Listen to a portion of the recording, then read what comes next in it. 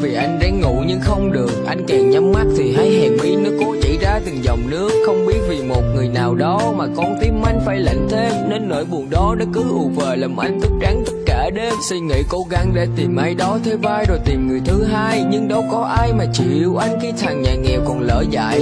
Em nói đúng là mẹ em cấm vì cho em còn phải đi học, lo cho tương lai của em sau này.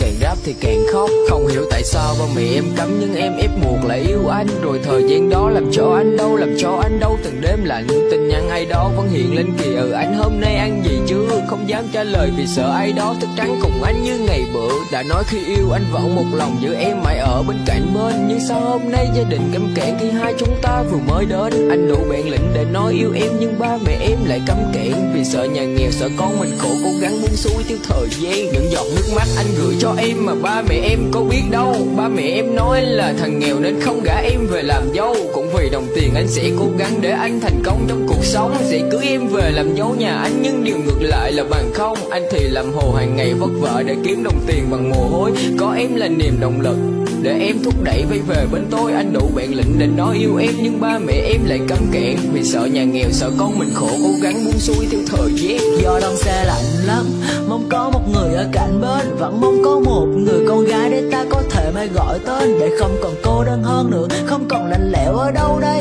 không còn tự kỷ giữa bốn bức tường, không một ánh sáng chiếu qua đây. Cũng đã từng cố suy nghĩ rất nhiều về việc sẽ tìm người thế vai, nhưng khi nghĩ đến là một lần đau cũng chỉ là một thằng tệ hại. Hồi lại ký ức về nhau, sao con tim mình lại cứ nhói, rồi lại bật khóc vì đau, giọt nước mắt ở sâu trong tâm thôi. Em nói anh hãy quên em, tìm người khác để mà ở bên.